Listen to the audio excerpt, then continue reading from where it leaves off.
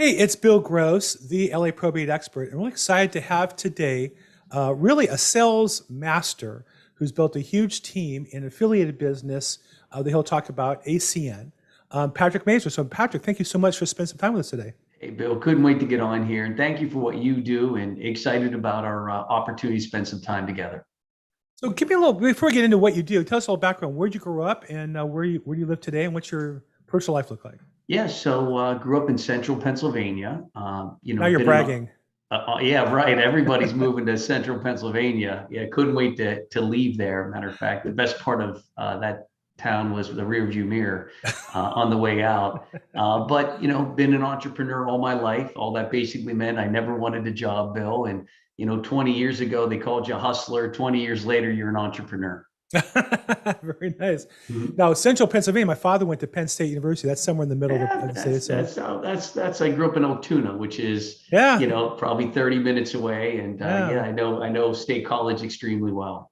very nice. So, and then give me kind of a brief, your long entrepreneur period. You've been with ACN for how long? What did you do right before that? So been with ACN 20 years. Prior to Wow. ACN, did the Olympic torch run, started in LA, 1996, sold T-shirts from Los Angeles to Atlanta, Georgia, 980 cities, 28,000 miles, and I did it in 90 days. And then as I was there, they told me about the political campaign, and it was Clinton Gore and Dole Kemp. And I went out and I did both campaigns where I sold T-shirts and buttons and bumper stickers, things that would promote each party, if you will. And I was for my party, which is my bank account. So, but it always came back to residual. It was like, okay, I got to keep doing it. Okay, how many Right, Olympics is there going to be? How many presidential campaigns are there going to be? right. So it's sort of, although I did well and I made money, like a lot of entrepreneurs, it's like, okay, well, I can't sustain this because this opportunity is not sustainable. These are one-off every 4 years. These are not something that I can do for a lifetime. So it always Right. came back to what else can I go do? And that's when I was introduced to ACN. So 20 years ago, you're introduced to ACN. How did it come to you? How did you find out about it? Friend's mom told me about it, and said, hey, we've got an opportunity for you. And I didn't quite understand what she was saying, but I'm an open-minded person. So yeah, I'll look at anything. And when I really understood what they were doing, I liked it enough to, hey, another stream of income, another idea to make some revenue. I wasn't a raging fan out of the gate, but it piqued my interest enough to sign up. So, kind of describe, if you can, what's the ACN opportunity look like for a participant or distributor, or what do you call a member of the program? Yep. So independent business owner, 1099, we're all independent business owners. What we do is we market essential services. So think of things like cable TV or high-speed internet or home security. And we do this on a global basis. So what that means is if I can bring a cell phone customer in Europe or an internet customer in Japan, we get paid on those services and we represent the companies that consumers are going to go to anyway, the Vodafone or the Virgin Mobile in Europe or the AT&T here domestically. So, you represent these different products and services that people use, and so a business person then is looking for consumers of these services. Now, you and I met on a real estate investing process That's right. where there's the one-off, right? I'm an agent, I sell a house. One family might need internet or cable or all those and more. But there's also opportunity to talk to more of a business to business where somebody maybe is a property manager or owns a Right. unit. So how does that business look? That sounds a little different. Well, it's really access to services. So to your point, hey, if I'm a property manager and I've got 500 doors and every month there's new people moving in, there's more opportunity to create additional revenue on what I'm already going to do. Sort of the same thing with the broker agent. They're already doing the work. They're just not getting compensated for the internet or the cable or the electric or whatever service that consumer's going to go get anyway. Right. So, there's a lot of people doing a little bit, making a little couple extra dollars. And, there's some people that have taken this and built it into substantial businesses. And it's really up to the individual and, what they want to put in it. And I imagine the nice thing is that rather than when you sell cable, you're not getting just a commission, but you get a percentage of the service over time. So there's some residual income built into that. That's really what caught my attention 20 years ago. And I think I came to the conclusion of like, there's no exit strategy in business. How do business owners get out of business? They throw dirt on their face, right? What's your last position? This is it. This is the last Ouch. position in business. So I just sort of had that studying other people in my industry and looking at, hey, they're 40 years down the road or 30 years down Right, the road for me. right, And it was like they were grinding as hard as they were the first 2 years doing it, and right. they really didn't have anything that could allow them to get some lifestyle. So I think that was my initial attraction, was residual income. That's sort of a buzz these days. Everybody looks at like Warren Buffett, he owns what, Geico Insurance. I mean, you study the money, if you will, and what's the biggest buildings in town? Insurance and banks. Right. If you're a mortgage lender, great. They can't wait to give you a couple dollars so that they can make it for the next 30 years. Right. So if you look at their processes of how they create revenue, they're all back end driven. Insurance, banking, they're all looking for that back end, long-term payout. And that was really what was attractive to me, since I didn't have any. So in the ACN model, what's a typical customer, really worth it? I understand there's a potential value, Yep. but people might only buy on average 1 or 2 or 3 services. What's that look like on a typical sale? How do you work those numbers? Yeah, so we'll pay them a percentage of the bill. That could be anywhere from a 3% of whatever that bill is, the whole way up to 20. So what's nice is, depending on the size of the customer, will determine what that residual would be. But we get lifetime payouts on services. So customers I referred 20 years ago that are still using the service 20 years later, Wow. I've gotten paid every month for 20 years. Well, that Wow. compounds as you add more customers with old customers. Nobody woke up this morning and said, hey, I don't want electric, or, let me cancel the cable company or throw out the cell phone. We're usually creatures of habit. We get the service. We're happy with the service as long as Sure. they do what they say. Sure. We're too busy in this world to stop and look. We just pay the bill, move on with our life. So, the unique side of our opportunity is giving that common person the opportunity to get paid in an industry that common people don't get paid in. You know what I'm saying? Right. Meaning, Right. for you and I to start an internet company is probably $200 or $300 million. We want to, get involved in the wireless world. You're talking a lot of money.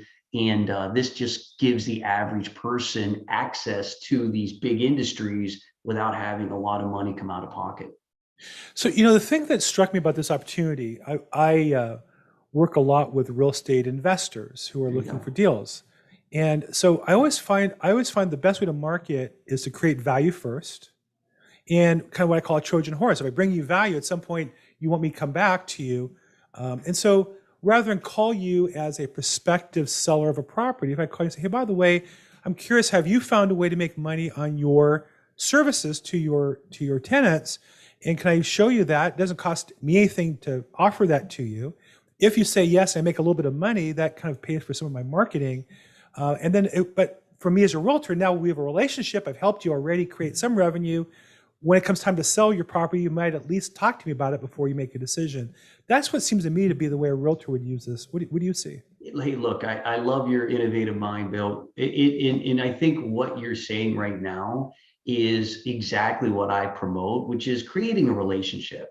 People do business with people they know, people they like, people they trust. So you've got to get in the door within a relationship. There's millions of people doing the same thing. What makes you different than the other, 6 million people doing the same thing you're doing? And it really has to come down to value and creating something a little unique and being able to bring something that they hadn't heard before. So to your Right. point, if I'm an investor and you're telling me I can increase my cap rate and I can make more money per door, yeah, you got my attention. What does that Right. look like? And if I could show them, hey, here's a way for you to get paid on the internet and the electric and the gas and the cable of your tenant, Right. seeing that they're going to go get it anyway, Right.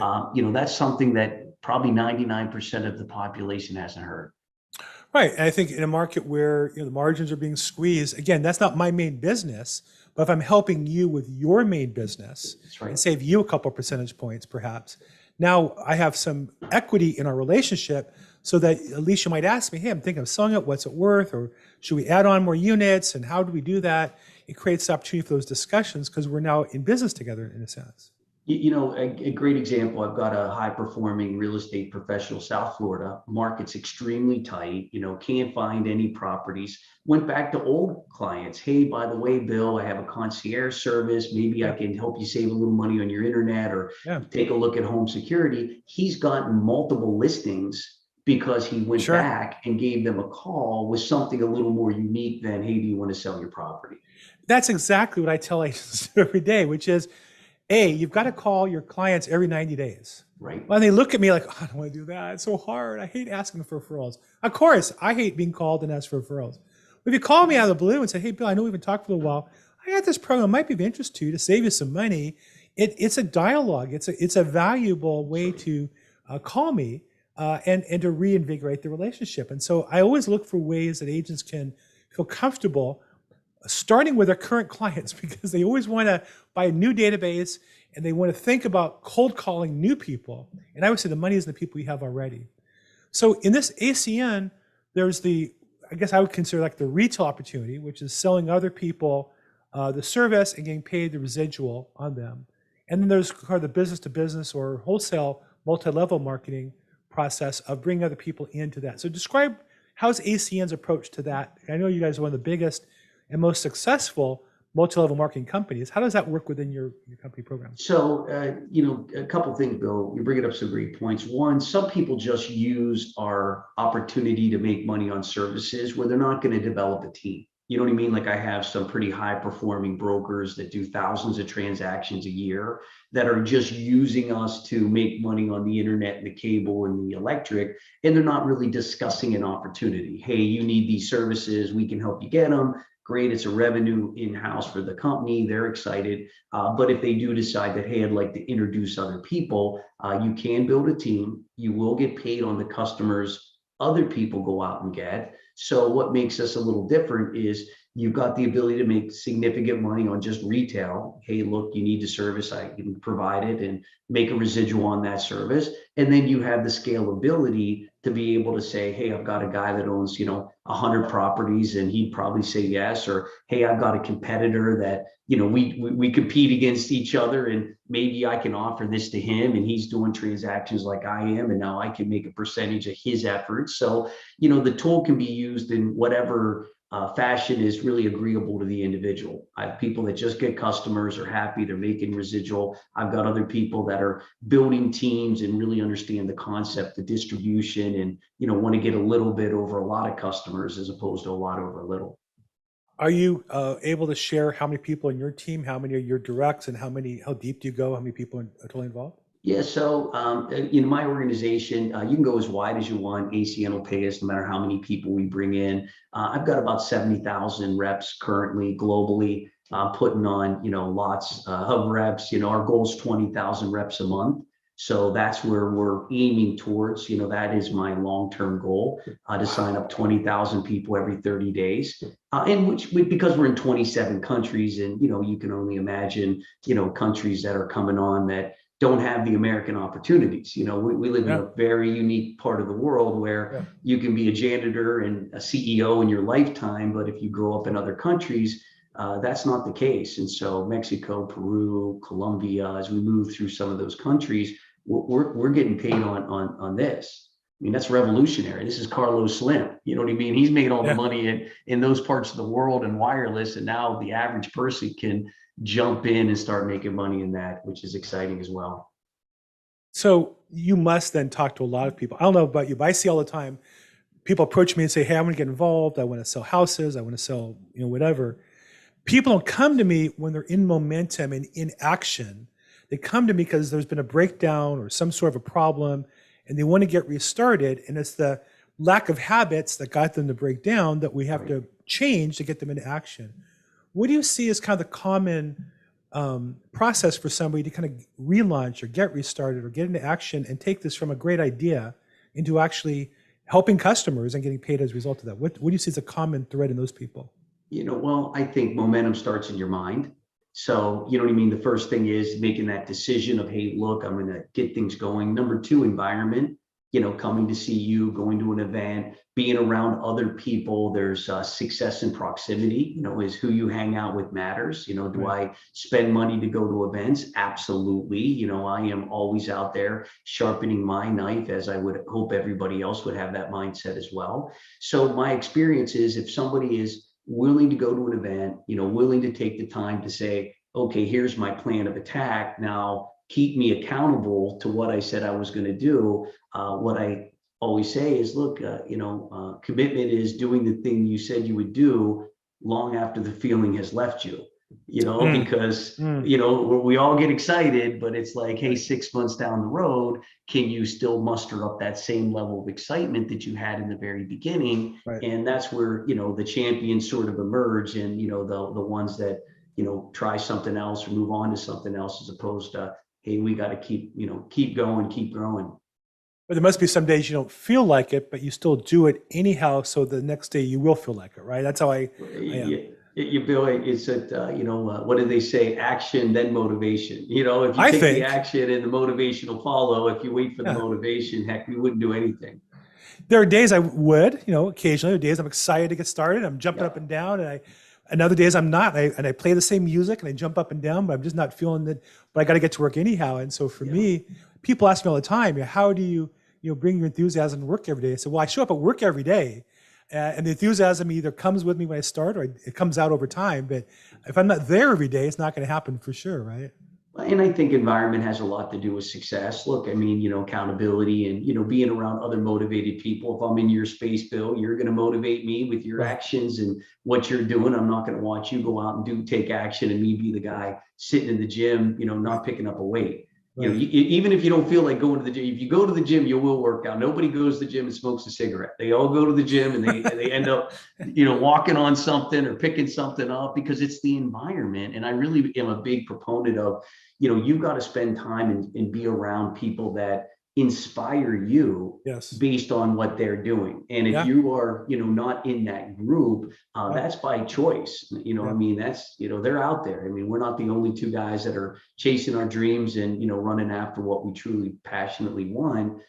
We're amongst other people that have that mindset. I had to cut out a lot of people that weren't going to have a common future with me. They had a common past, but didn't have a common future. Love them, but not enough to stay broke with them. I love you, but not enough to hang out and stay broke where you are. I gotta move on to people that are where I want to be, and I have a common future with those people. Yeah, 100%. I'm on an adult swim team, and I swim 3 or 4 days a week, and it's cold. You have to walk in the concrete.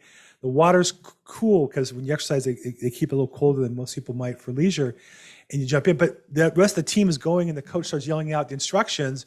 You got to swim, right? You're in the pool. The coach is yelling at you. I guess I got to swim. I don't really have to. I'm an adult. They're not going to arrest me if I don't swim. But you put yourself in the environment of people who are doing stuff, you're going to do it. And if you're in an environment where people don't do stuff, then you're not going to do it. It's really, you're so right. It's about your environment, and that's such an important part. So I'm sure you must have seen in the last 2 years, for some people, the COVID devastation wasn't, the disease. It wasn't maybe their family disease. That's been bad enough. But it's like the disease of the spirit. I see so many people absent in office, absent comrades, absent direct connection with a leader, not re-engaging and falling into a trap. And I know you guys have various programs and systems to kind of get people. I've jumped in a couple of your Zoom calls. I know you have a meeting, I think you mentioned, in Oklahoma. So what do you do to keep people kind of in action? You have 70,000 people. I'm sure some days some of them aren't working, but somebody's working 24/7. What do you do to keep them engaged and participating? So great question. Couple things. System, System brings predictability. System, no one bought a McDonald's because they like the food. They own McDonald's because of predictability. 2 pickles on the bun. You don't have to think. You just come in, you plug in, you work as hard as you want to work. You can make as much as you want to work. So I think number one's a system. You got to have a system. And one thing that we pride ourselves on is having that franchise-like feel of come in, plug and play, do as much or as little as you want, but you know what you're supposed to do. So I think that gets away the confusion of people left on their own. Again, if I started a restaurant, I'd rather own a McDonald's because I don't want to figure out recipes and how things work and where to buy things and advertising and all that. They thought of it all for you. We've done the same thing. Second of which is we got to find motivated people. You know what I mean? At the end, I like what Elon Musk said. How do you stay motivated an entrepreneur? If you're not motivated, you shouldn't be an entrepreneur. Yes. So I think that was paraphrasing, but basically what he said is, if you're not out there chasing it, don't expect someone to come and wake you up and tell you to go after it. 100%. I get people, I'm sure you must get way more than me. I get people ask me all the time, can you help motivate me? Can I call them to keep them accountable? I'm like, no. If you don't get out of bed and have a drive that you have to do, you're already in trouble. You need to find out what your why is and get clear on it, so that when the alarm goes off, you jump out of bed and go, crap, I'm already a minute late. I got to get moving and get my exercise in and have my music and this and that. I'm engaged in it. There's a great story. There's a real estate coach, Mike Ferry, classic. He tells a story of a typical real estate agent. It's so true. We've all experienced this. You walk in the office, in the days of the old day timer, you would sit down, you'd open up your day timer, it was all blank, and you'd say, another day in real estate, nothing to do. And you'd wait for the sales meeting or the donuts to show up in the office.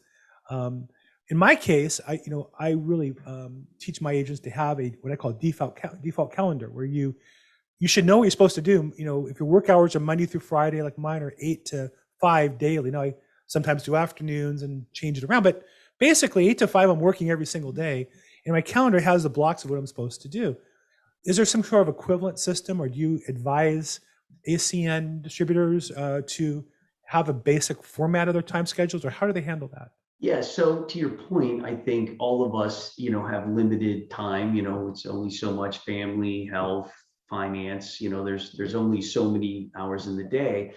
So to your point, I definitely would calendar everything. I'm still, the old school guy, writing all down, where am I going to be hour to hour, and putting in there exactly, I'm present with my family, I'm present with my business, I'm present with my health, and just being able to be organized in that. I think that does a lot for people. That really helped me as I got mentorships and fell into people like yourself that, hey, look, this is my routine. This is what successful people do, and just following that routine and not breaking it. That's the other thing. I commit to as much as I can. And then where I can't, hey, I can't do anything on a Sunday, lights out, not going to take a call or return an email, but Monday I'll be hard at it again.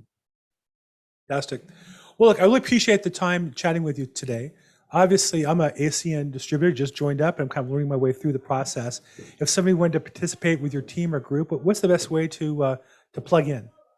Well, it's just reaching out to you and, hey, look, come on over, take a look at what we do. Our trainings don't cost anything. You can take a look. I mean, to get in is literally $200. So we're not breaking anybody's financial bank, if you will.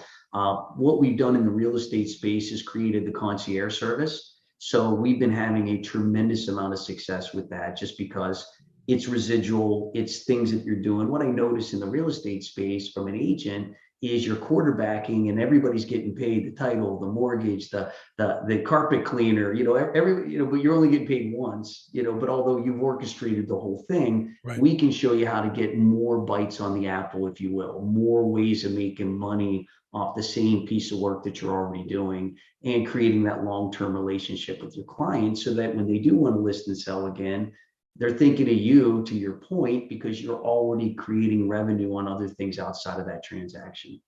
So what I've been able to do is work together with one of your top reps, Joel, who has put on some introductory presentations. Anybody's interested in talking to me, I'll connect you into his schedule, and you get a presentation of what it looks like and see the same thing I saw and see if it's worthwhile for you to participate in. So feel free to reach out to me directly. Patrick, I've really enjoyed our time today. Hopefully it's the beginning of our process together. And if I can help in any way with our network, please reach back out, and look forward to having you as a guest on our real estate investing Zoom here real soon. Excited about that, Bill. Thank you. Appreciate